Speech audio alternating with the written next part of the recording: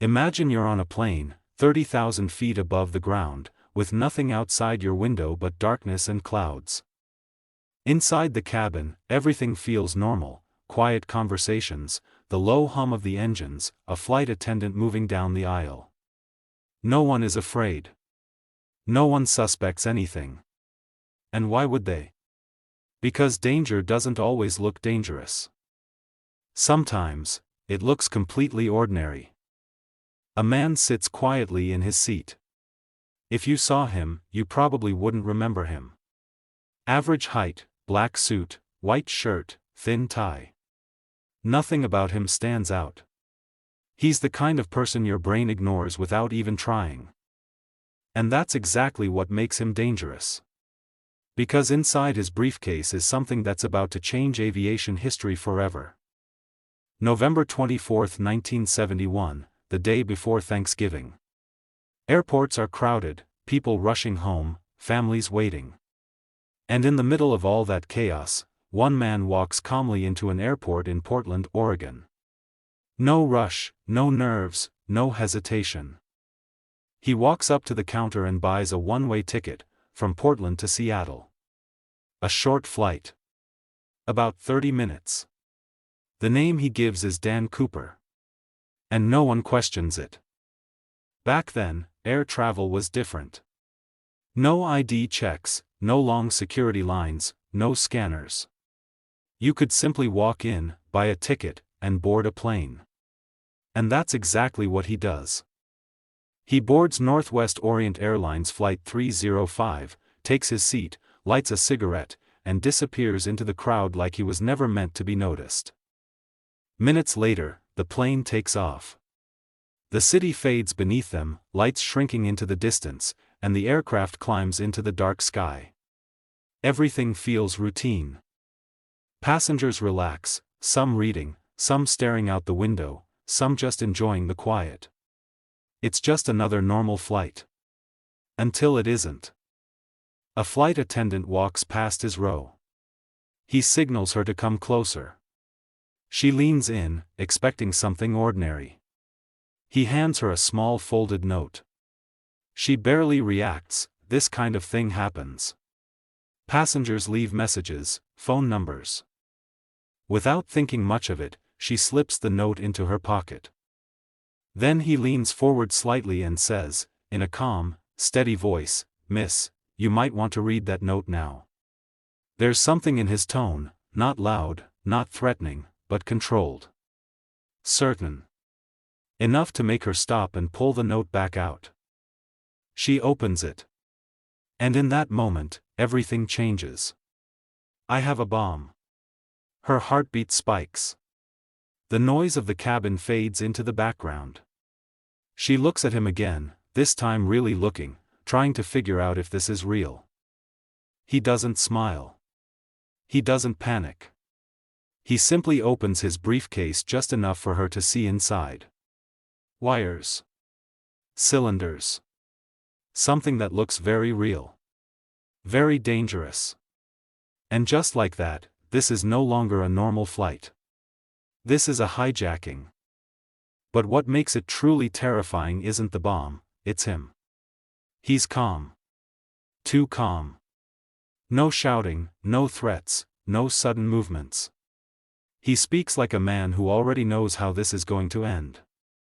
He calmly lists his demands: $200,000 in cash, 4 parachutes, and a fuel truck ready when the plane lands.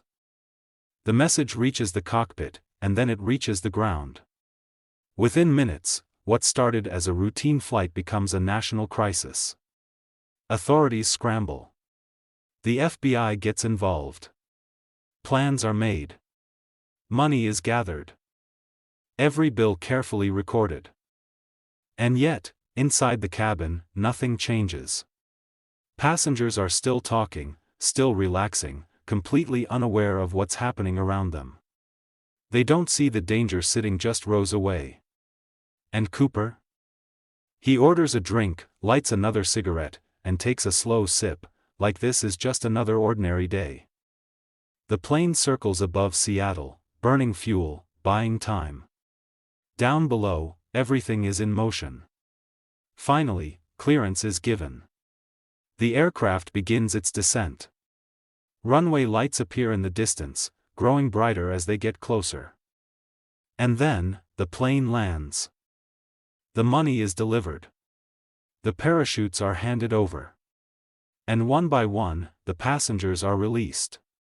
Safe. Unharmed. They walk off the plane, unaware that they were part of something that would become one of the greatest mysteries in history. Now only a few crew members remain. And Cooper. At this point, he has everything he asked for. He could walk away. End it right there. But instead, he gives one more command: take off again. The crew hesitates, but they have no choice. Then come the instructions: fly low, keep the speed slow, landing gear partially down. These aren't guesses. This isn't random. This is someone who knows exactly what he's doing. The plane takes off again. This time, it's different. No passengers. No noise. Just a crew, and a man with a plan. Outside, the night has taken over completely. Rain begins to fall. Winds grow stronger. Below them, nothing but miles of dark, endless forest. Inside the aircraft, something unprecedented is about to happen. Cooper stands up, secures the money to his body, and picks up a parachute. He moves toward the rear of the plane. The crew stays in the cockpit. They can't see him. They can't stop him. Minutes pass. Then suddenly, a warning light flashes. The rear door has been opened. Cold air rushes into the cabin. And somewhere in that storm, in that darkness, without hesitation, without fear, D.B.Cooper jumps. Into the night. Into the wilderness. Into the unknown. No one sees it. No one hears it. No final words. No goodbye. Just silence. When the plane lands again, he's gone. Completely gone. And that's when the real mystery begins. Search teams flood the area. Helicopters scan the forests. Agents search rivers, mountains, valleys. Days turn into weeks. Weeks turn into months. Nothing. No body. No parachute. No trace. It's as if he never existed. Years later, something strange happens. A young boy discovers bundles of cash buried near a riverbank. The serial numbers match. It's Cooper's money.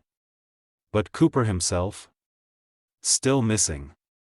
No answers. Just more questions.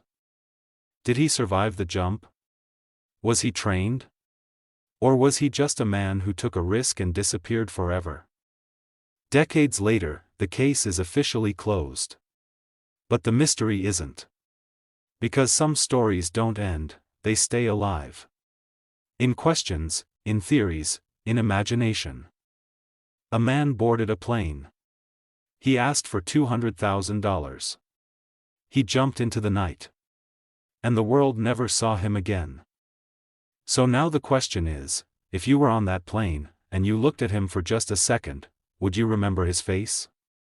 Or would he still be just another stranger, who vanished without a trace?